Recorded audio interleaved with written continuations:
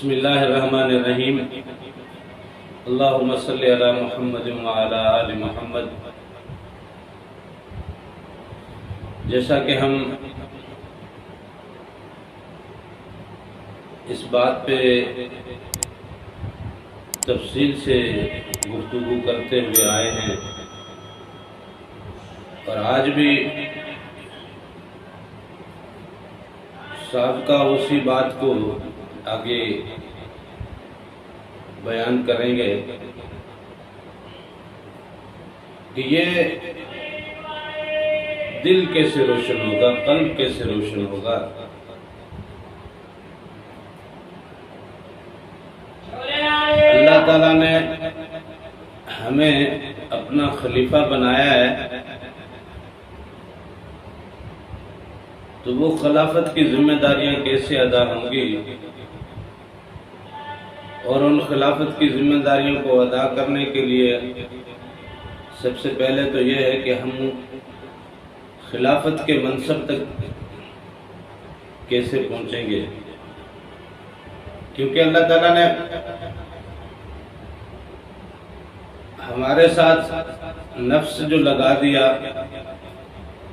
ابلیس کی فرمائش پہ ہمیں بہکانے کے لیے اسے اجازت بھی دے دی۔ ابلیس نے کہا کہ میں اس کے راستے میں بیٹھ جاؤں گا اور اسے صراط مستقیم سے پہ چلنے نہیں دوں گا۔ صراط مستقیم پہ چلنے نہ دینا اور انسان کو بہکا کے رکھنا، اس کا مقصد یہ ہے کہ وہ اللہ تعالیٰ کا نافرمان بنا دے، اللہ تعالیٰ سے غافل کر دے، اس خلافت کے منصب سے گرا دے۔ اور ہم نارملی خلافت کے منصب سے گرے ہوئے ہیں۔ جیسا کہ ہم ذکر کر چکے ہیں، خلافت کی ذمہ داری یہ ہوتی ہے کہ جو خلیفہ ہے وہ اس کی ذمہ داریاں ادا کرے گا، اس کے حصے کی ذمہ داریاں ادا کرے گا جس نے اسے خلیفہ بنا کے بھیجا ہے، یا جس نے اسے اپنا خلیفہ بنایا ہے یا خلیفہ بنا کے بٹھایا ہے۔ تو ہم اس وقت جس پوزیشن میں ہیں، جس روٹین میں ہیں، جو شب و روز ہم اس وقت گزار رہے ہیں، یقیناً یہ خلافت کی شب و روز نہیں ہے، یہ خلافت والے اعمال نہیں ہیں۔ ہم نے سورہ فاتحہ میں پڑھا ہے کہ اہدنا الصراط المستقیم، کہ اللہ ہمیں سیدھے راستے پہ چلا۔ یہ اہدنا الصراط المستقیم صرف ہم اور آپ نہیں کہتے، یہ اہدنا الصراط المستقیم حضور نبی کریم صلی اللہ علیہ وسلم نے بھی ہر نماز میں پڑھا ہے، کہا ہے۔ اس کے علاوہ بھی حضور نبی کریم صلی اللہ علیہ وسلم نے اپنی زندگی میں اللہ تعالیٰ سے اس حوالے سے مدد طلب کی ہے۔ حضرت ابوبکر صدیق ہیں، عمر فاروق ہیں، عثمان غنی ہیں، علی المرتضیٰ ہیں، حسنین جان فاطمہ ہیں، وہ خاتون جنت حضور نبی کریم صلی اللہ علیہ وسلم کی وہ بیٹی جس کی ایک چھوٹی سی فرمائش پہ اللہ تعالیٰ وہ کام کر دیتا تھا، وہ بھی یہی کہتی رہی ہے۔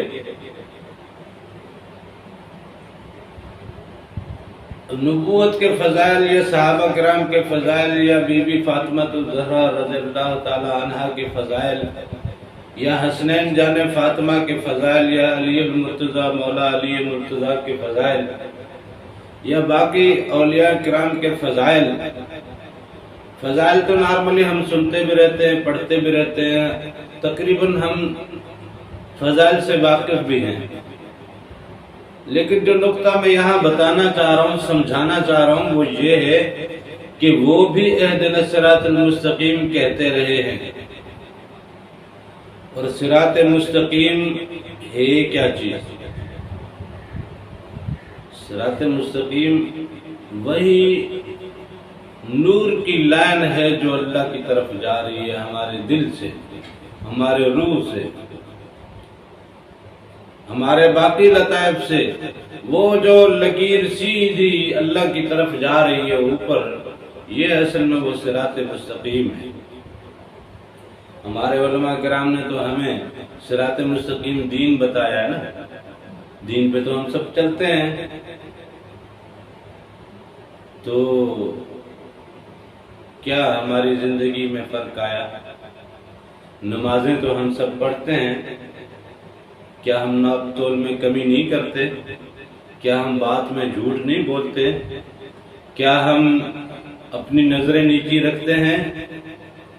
کیا ہمارے باقی اعمال، ہمارے خیالات، ہمارے اقوال واقعی وہی ہیں جو حضور نبی کریم صلی اللہ علیہ وسلم کی تعلیم کے مطابق ہونے چاہیے؟ وہ نہیں ہے، اسی لیے نہیں ہے کہ ہم صراط مستقیم پہ نہیں ہیں، اور صراط مستقیم پہ ابلیس نے ڈیرے ڈالے ہوئے ہیں کہ وہ اس راستے پہ آنے نہیں دے گا۔ اسی لیے تو اس نے دل کے گرد زنار کے جالے بن دیے ہیں، 1,80,000 جالے بن کے رکھے ہوئے اس نے۔ اور ایک اور بات بھی میں آپ سے ذکر کر دوں کہ ہم لوگ یہ پڑھتے رہے ہیں، اور احادیث میں بھی آیا ہے کہ جب انسان کوئی خطا کرتا ہے تو بائیں کندھے پر بیٹھا ہوا فرشتہ وہ خطا لکھتا ہے اور ایک نقطہ دل پہ لگا دیتا ہے، سیاہ نقطہ۔ اب یہ بات بھی سمجھنے والی ہے، کسی دوسرے کلاس میں، کسی دوسرے سیشن میں آپ کو میں بتاؤں گا کہ یہ کتاب پہ اگر لکھ دیا ہے تو دل پہ نقطہ لگانے کی کیا ضرورت ہے، اور اگر دل پہ نقطہ لگا دیا تو کتاب میں لکھنے کی کیا ضرورت ہے؟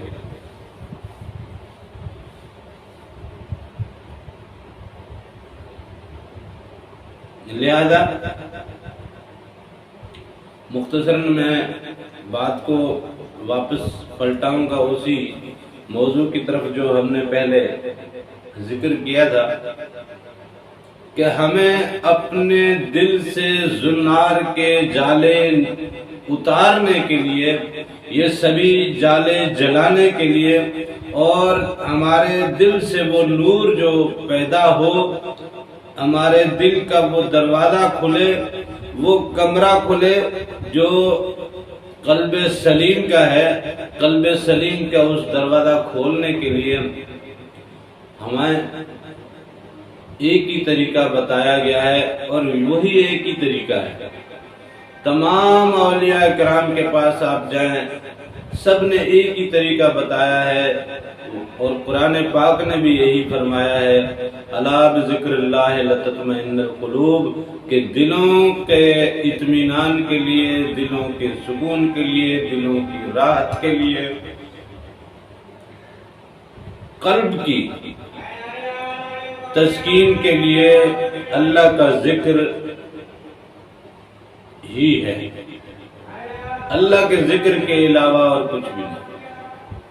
الا بذکر اللہ، خبردار صرف اللہ کا ذکر ہے۔ اور ہم نے خصوصاً میں اپنا، چونکہ ہم وارثی سلسلے سے ہیں، تو ہمارے وارثی سلسلے میں جو اللہ کا ذکر ہے وہ ہے کہ اوپر پیش کے ساتھ اللہ اللہ اللہ اللہ اللہ اللہ اللہ اللہ اللہ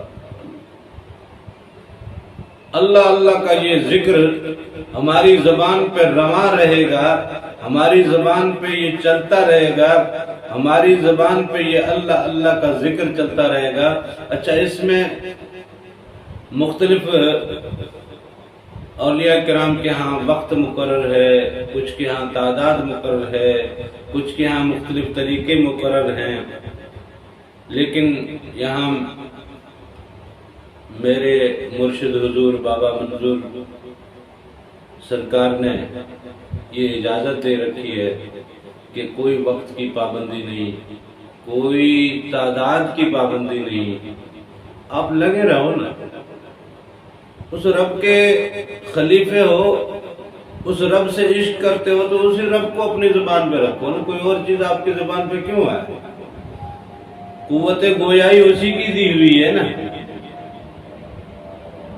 تو جب کوئی ہماری محفل میں نہیں ہے، ہم اکیلے ہیں، اگر کچھ کر رہے ہیں یا کچھ نہیں بھی کر رہے تو ہم اللہ اللہ اللہ اللہ اللہ اللہ اللہ اللہ اللہ کرتے رہے، کیا فرق پڑتا ہے؟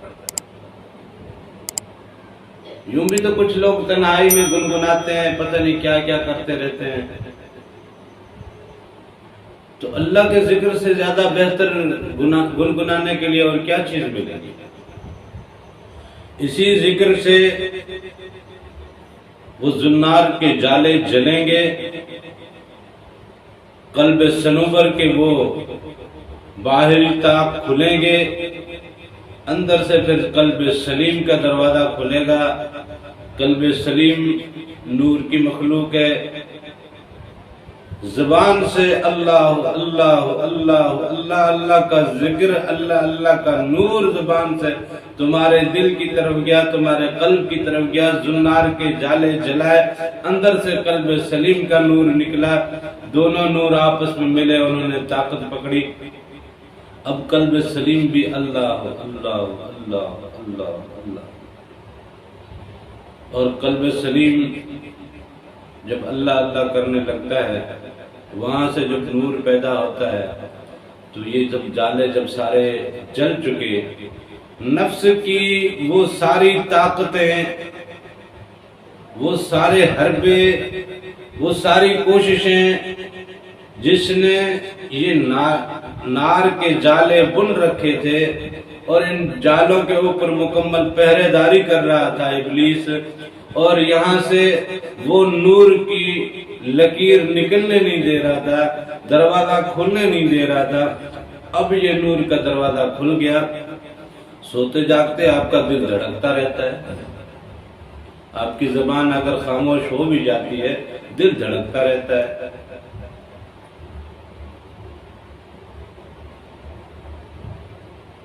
یہی بتایا نا کہ اٹھتے بیٹھتے سوتے جاگتے اپنے رب کا ذکر کرو۔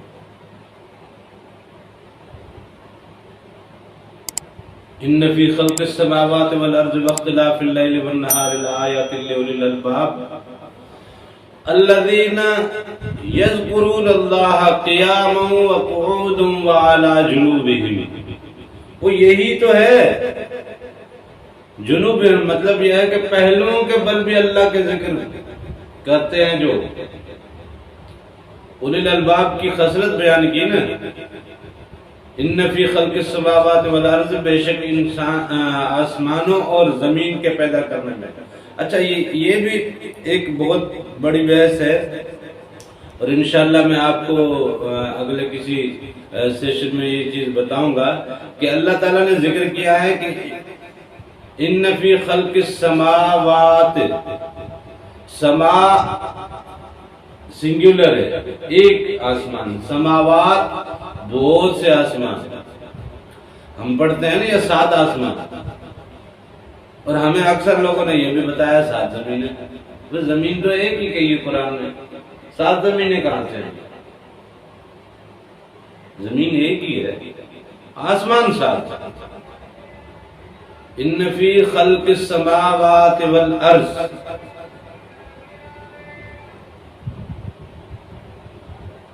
آسمانوں کے پیدا کرنے اور زمین کے پیدا کرنے میں، واختلاف اللیل والنہار، دن اور رات کے اختلاف میں۔ اکثر ترجمہ یہ کیا جاتا ہے کہ دن اور رات کے تبدیل ہونے میں۔ تبدیل ہونے میں کیا ہوتا ہے؟ بدلا یبدل و تبدیلا، یا اس طرح کی مختلف گردانیں ملتی ہیں، تبدیل کے لیے الگ لفظ استعمال ہوتا ہے عربی قاعدے میں، عربی میں۔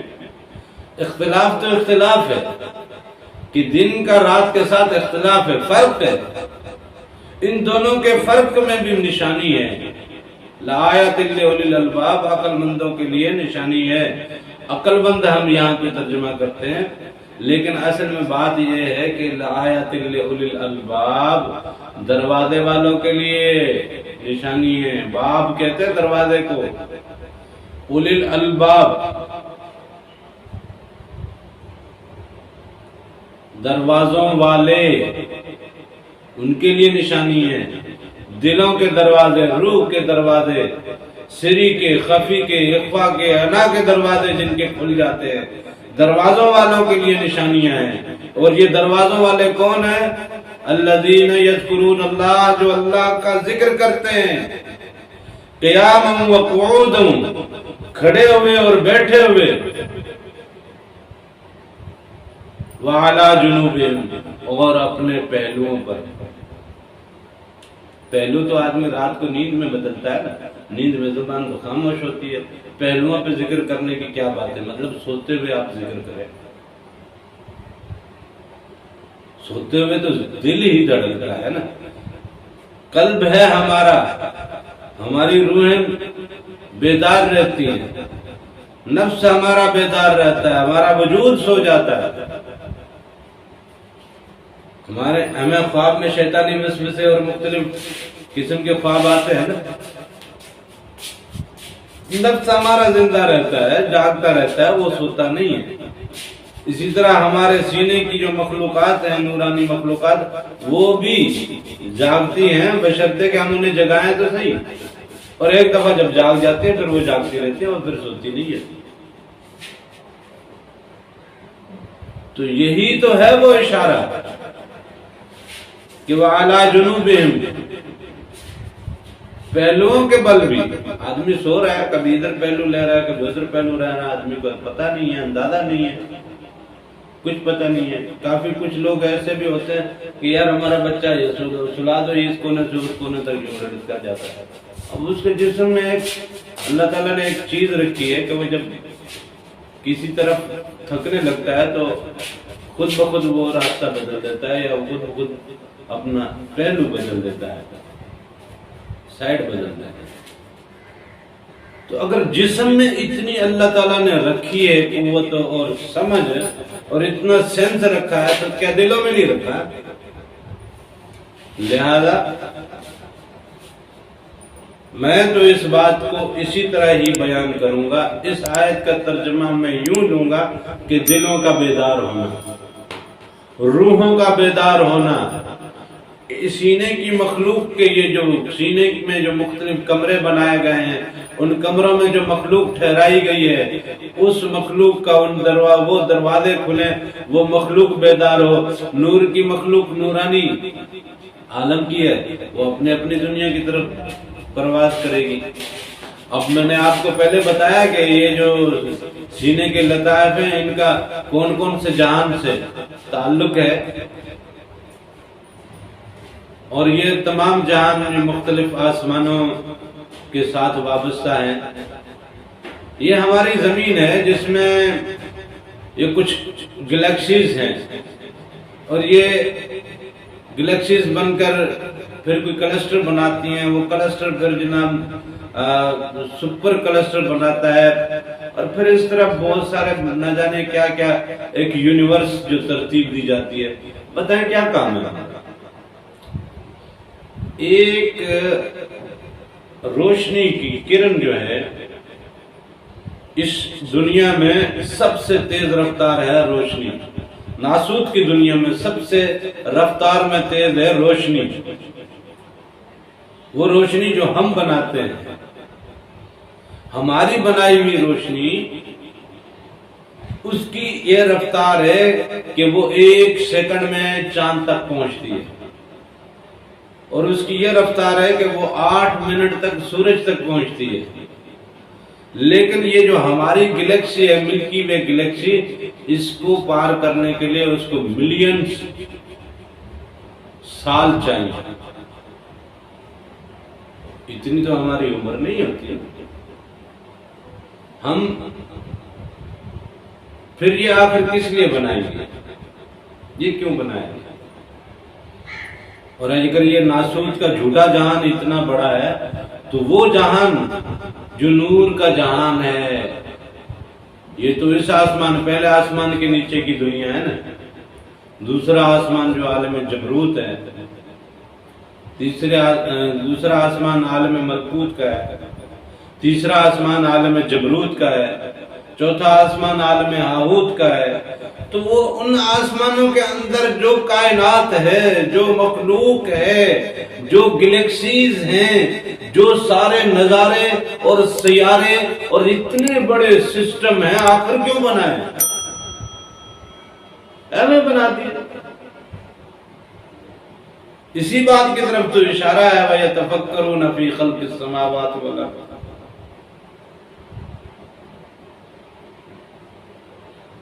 اولي الالباب کون ہے؟ الذین یذکرون اللہ قیاما وقعودا وعلی جنوبہم، کھڑے بھی، بیٹھے بھی، سوتے ہوئے بھی، پہلوؤں کے بل بھی جو اللہ کو یاد کرتے ہیں. وَيَتَفَكَّرُونَ، اور سوچتے ہیں، فی خلق السماوات والارض، پھر وہی سماوات، ارض سنگولر استعمال ہوا ہے، زمین ایک ہی استعمال ہو رہی ہے.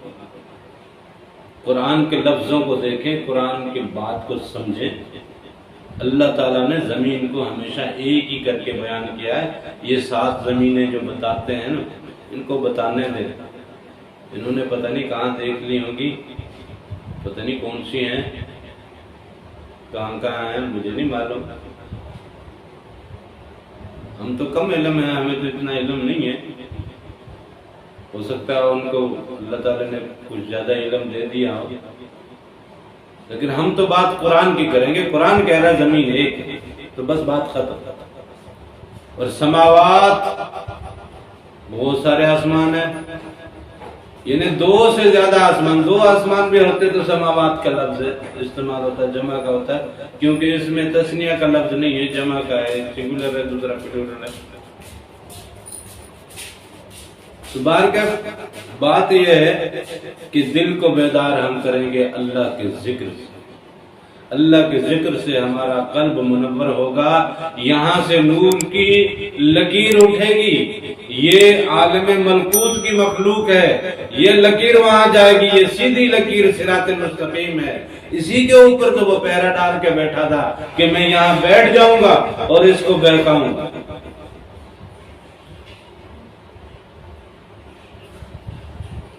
سورہ اعراف کی یہ آیت ہے جہاں اللہ تعالیٰ کا اور ابلیس کا مکالمہ ہے.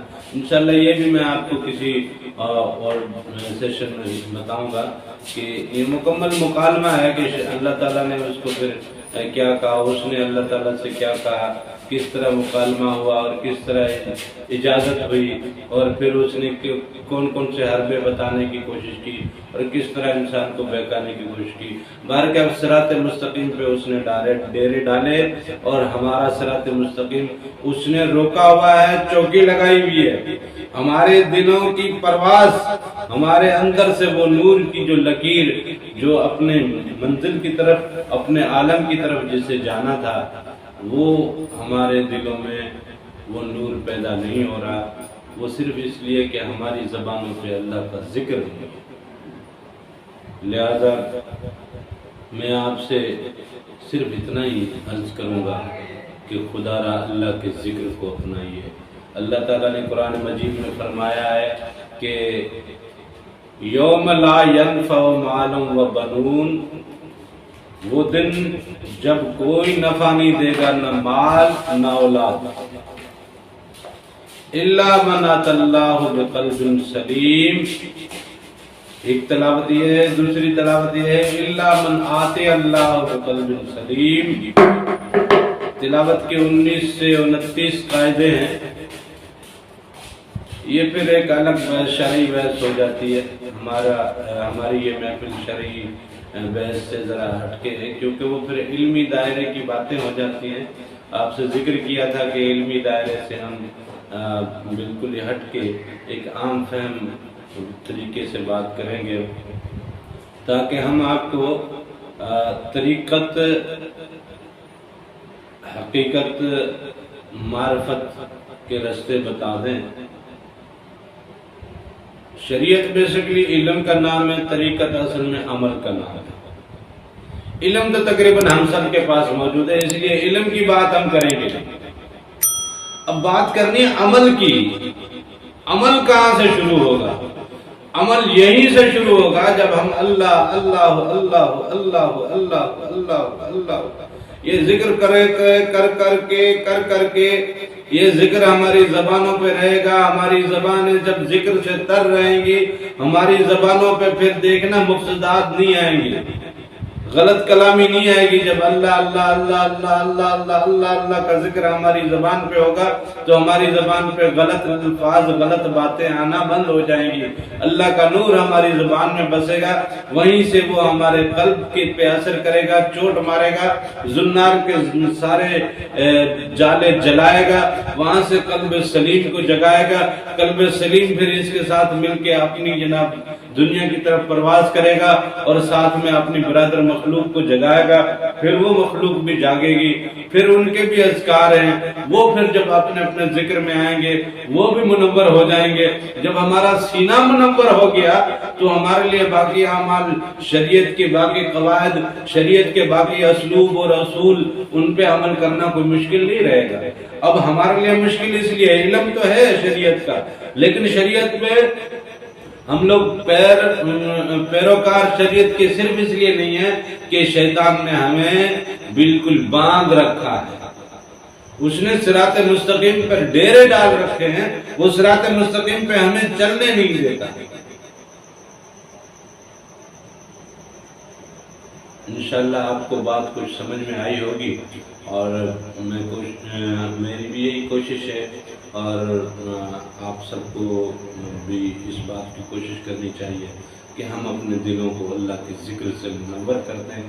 یہ جب دل ہمارے جب اللہ کے ذکر سے منور ہوں گے، جب ہمارے قلوب میں نور آئے گا اور قلب کا نور جب اوپر پرواز کرے گا، جب اس دنیا کی سیر ہو گئی تو باقی قلوب کو، باقی ارواح کو، باقی مخلوق کو زندہ کرنے کے لیے اس میں طاقت آ جائے گی۔ جب اس کو طاقت پرواز مل گئی نا اپنی دنیا کی، تو اس کو وہ پھر طاقت باقی بھی مل جائے گی کہ وہ اوروں کو جگائے۔ جب وہ جاگتے جائیں گے آہستہ آہستہ، یہ سب مل کے جب برادر مخلوق آپس میں جڑ جائے گی، مکمل طاقت پکڑ لے گی، تو پھر وہ لطیفہ اعلیٰ کا دروازہ کھولے گی۔ لطیفہ اعلیٰ کا دروازہ جب کھولے گا تو رب کا دیدار بھی نصیب ہوگا۔ یہ ساری چیزیں جب ہوں گی، یہ ساری چیزیں جب ہوں گی تو اس کے بعد پھر شریعت کے معاملات، حضرت بلال کو کون سی شریعت پڑھائی گئی تھی؟ خباب بن عرط کو کون سی شریعت پڑھائی گئی تھی کہ اتنی اذیتیں سہ کے بھی وہ عہد سے نہیں رکا؟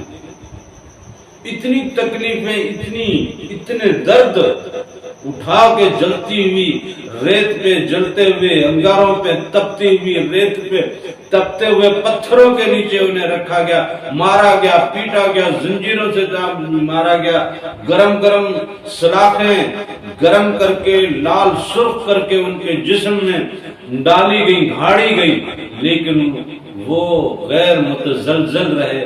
اس کی صرف وجہ یہ ہے کہ ان کے قلب منور ہو گئے تھے۔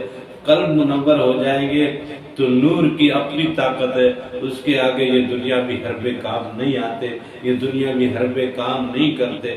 یہ دنیاوی حربے، دنیاوی معاملات، دنیاوی مسائل، دنیاوی درد، دنیاوی تکلیفیں، دنیا کی تمام تر اذیتیں پھر بیکار ہو جاتی ہیں جب ہماری نورانی مخلوق زندہ ہوتی ہے۔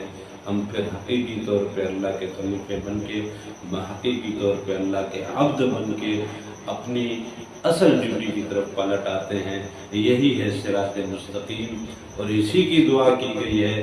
اور اللہ تعالیٰ نے دیکھیں مختلف پیغمبروں کو بھی شیطان نے بہکایا تھا نا، حضرت آدم علیہ السلام بہک گیا نا،